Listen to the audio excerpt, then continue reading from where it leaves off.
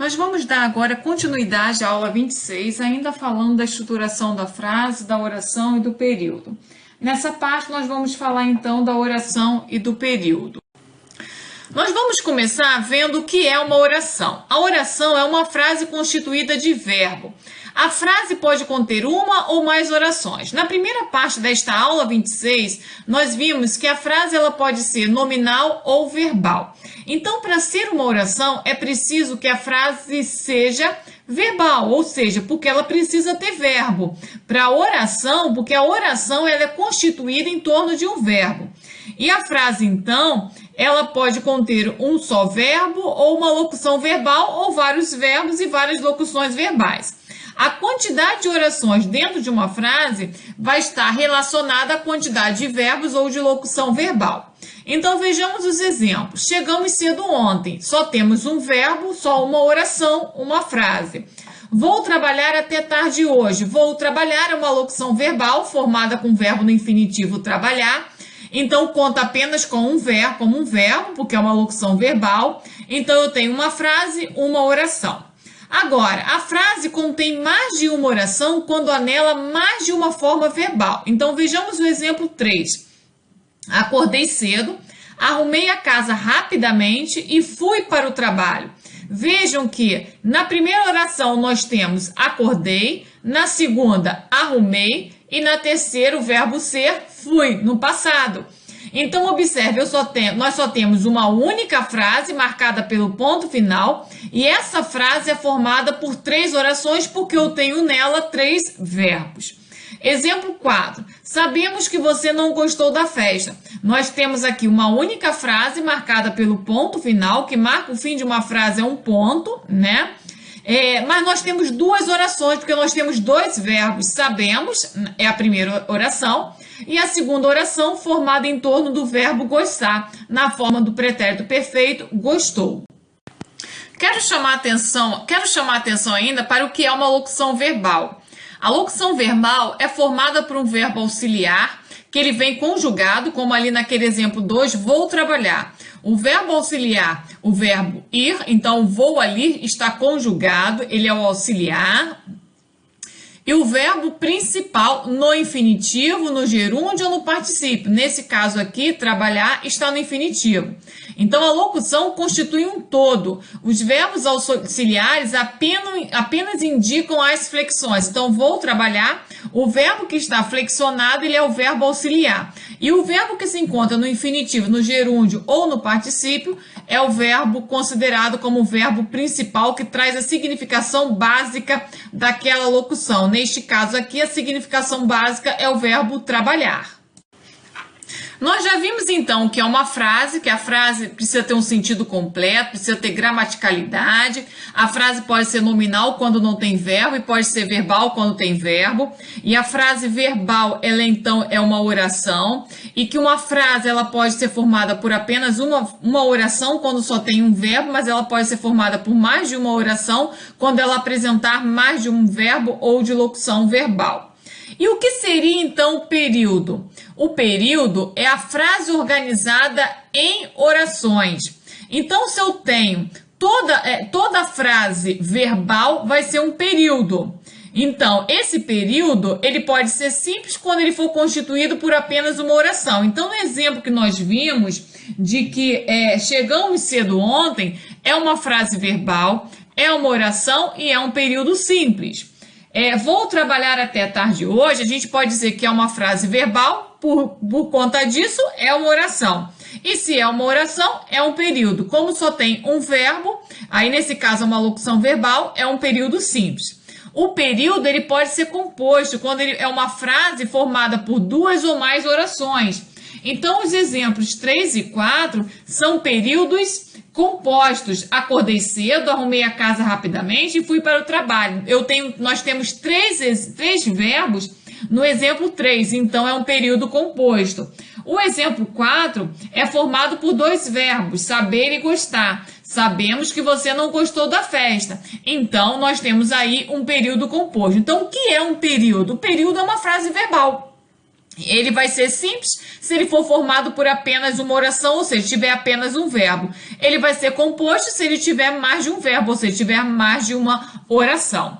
Então, a oração, quando ela for um período simples, ela é chamada de oração absoluta. Então, os exemplos 1 e 2, por serem períodos simples, também são chamados de orações absolutas. Vamos ao exercício na página 209 e 210. Leia o pequeno trecho a seguir, extraído de um romance de Érico Veríssimo. Identifique se as frases são nominais ou de situação. Justifique sua resposta. Então, primeiro, a cama de ferro, a colcha branco, o travesseiro com fronha de morim, o lavatório esmaltado, a bacia e o jarro, uma mesa de pau, o tinteiro niquelado, papéis, uma caneta, quadros nas paredes. Nesse pequeno trecho extraído do romance Clarissa, de Érico Veríssimo, há apenas frases nominais, são frases formadas apenas por nomes, substantivos, cama, colcha, travesseiro, adjetivos, branco, esmaltado, niquelado e locuções adjetivas, de ferro, de morim, de pau. E na passagem citada estão sendo usados para descrever um ambiente, um detalhe. Então, são frases nominais. Tá? Porque são frases formadas apenas por substantivos.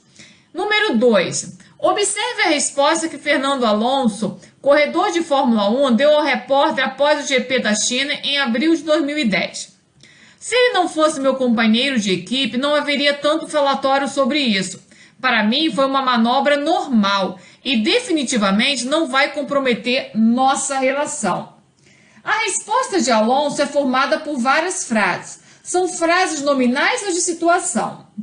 Então, são formadas por frases, a resposta de Alonso são formadas por frases de situação, porque há necessidade do contexto para ser compreendida. Por exemplo, quem é o companheiro de equipe de Alonso? O pronome isso se refere a qual acontecimento? De qual manobra se fala? Então, o leitor precisa saber que, nessa resposta de entrevista, Fernando Alonso fala sobre a repercussão da ultrapassagem que fez sobre o companheiro Felipe Massa na entrada dos boxes no GP da China em abril de 2010. Então, por conta disso, são frases de situação. É importante ressaltar que as frases de situação também podem ser frases verbais. Para ser frase de situação, não há necessidade de ser frase nominal, porque essas frases, por exemplo, da resposta do Fernando Alonso, são frases verbais, porque elas são formadas em torno de verbos. E mesmo assim, são frases de situação, porque elas dependem de um determinado contexto para o entendimento. Questão B. A resposta de Alonso é um período constituído por várias orações. Separa as orações. Então, nós temos as seguintes orações. Primeira oração. Se ele não fosse meu companheiro de equipe, nós temos aí o verbo fosse, né? O verbo ser. Segunda oração. Não haveria tanto falatório sobre isso. Então, aí o verbo haver. Segunda oração. Terceira oração. Para mim, foi uma manobra normal. Verbo ser novamente, na forma do foi. E a quarta oração, definitivamente não vai comprometer nossa relação. Então, aí nós temos uma locução verbal, vai comprometer. Lá na questão número 3, observe os seguintes enunciados. Eu te batizo em nome do Pai, do Filho e do Espírito Santo. Eu te condeno a 10 meses de trabalho comunitário. Declaro aberta a sessão. Ordeno que você saia. Eu te perdoo. Todos esses enunciados são frases constituídas por verbos, logo são orações. Por que podemos afirmar que não são simples frases, mas verdadeiros atos de fala? Por quê? Não são simples frases, mas verdadeiros atos de fala, porque no exato momento em que são proferidos, realizam a ação denotada pelo verbo.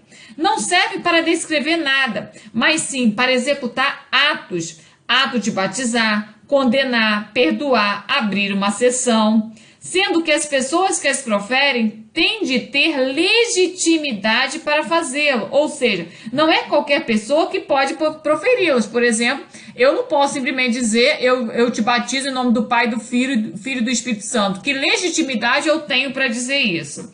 Então, Aqui, com esses exemplos, a gente dizer que dizer é fazer algo. Com efeito, dizer, por exemplo, declara aberta a sessão não é informar sobre a abertura da sessão, é realmente abrir a sessão. Nós vimos então o que é frase, frase nominal, frase verbal, a frase situação, que pode ser verbal ou nominal, mas que depende de um contexto para o entendimento. Nós vimos que o que é uma oração, ou seja, é a frase que gira em torno de um verbo. Nós vimos que existem os períodos simples e os períodos compostos. E chegamos agora então ao parágrafo. O que é o parágrafo? Parágrafo é o segmento do texto escrito constituído por um ou mais períodos. Na página impressa, o parágrafo é normalmente assinalado por um ligeiro recuo da margem esquerda da folha. Aqui, por exemplo, no nosso próprio texto, quando a gente começa a dar-se o nome, eu tenho um parágrafo. Na página impressa, eu tenho outro parágrafo. Vamos falar agora, nós temos um outro parágrafo. Ou seja, nós damos esse pequeno recuo no início da linha que vai marcar, então, o parágrafo. Atualmente, já se costuma encontrar texto com parágrafos sem que esse recuo de margem esquerda. Vamos falar agora do parágrafo regular, ou seja, do padrão. No parágrafo padrão, desenvolve-se a ideia central do texto, a que se juntam outras secundárias. Sabemos que o texto é um todo organizado de sentido, ou seja, de ideias associadas, e se esse todo é dividido em parágrafo, nada mais natural que a cada parágrafo deva corresponder uma dessas ideias, que seriam as ideias relevantes em que o autor do texto pensou em dividir o seu assunto e compor o seu texto. Assim, em princípio, cada parágrafo deve corresponder a uma ideia diferente, ainda que associada à ideia anterior e ou relevante. Então, o que vai fazer a marcação de um parágrafo para o outro? Nós, quando escrevemos um texto, quando vamos mudar de um assunto, mesmo esse assunto tendo relação com o que foi dito anteriormente, nós podemos mudar de parágrafo. Nós vamos ver um exemplo mais à frente em que isso fica mais claro. Vejamos então esse bloco do texto, que é uma reportagem publicada na versão online do jornal O Globo.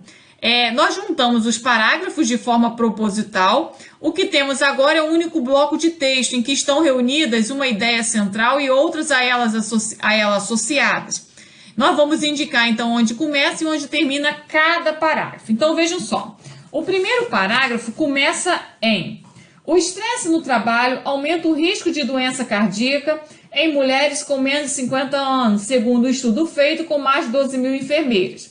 A pesquisa realizada na Dinamarca e publicada na revista científica sugere que a pressão no trabalho tem maior efeito sobre a saúde de mulheres mais jovens do que nas que chegaram aos 50 ou 60 anos. Esse é o primeiro parágrafo. Vamos para o segundo parágrafo. Então, nós temos uma pesquisa, o primeiro parágrafo fazendo uma introdução, né? Introduz, então, esse primeiro parágrafo, então, vai introduzir o assunto que será abordado. O segundo parágrafo vai começar em: segundo os pesquisadores, outros fatores de risco podem ter papel mais importante no desenvolvimento de problemas cardíacos nas mulheres mais velhas. Então, nesse parágrafo, expõe-se a opinião de um grupo de pesquisadores de um determinado hospital sobre o tema em questão. O terceiro parágrafo começa em: a entidade beneficente britânica recomenda que pessoas que estão sofrendo estresse no trabalho tentem lidar com o problema de maneira positiva. Então, nesse terceiro parágrafo, expõe-se a sugestão de uma entidade beneficente britânica sobre como lidar com o estresse no trabalho. E, por último, o quarto parágrafo começa em: estudos anteriores já tinham ligado a atenção no trabalho ao aumento de riscos de problemas cardíacos nos homens, mas poucas pesquisas haviam sido feitas investigando o impacto do estresse sobre as mulheres. Nesse quarto e último parágrafo, conclui-se então o texto, reforçando que poucas pesquisas haviam sido feitas sobre o impacto do estresse sobre as mulheres. Pode-se observar, portanto, que cada parágrafo desenvolve um tópico relativo e articulado ao tema central do texto.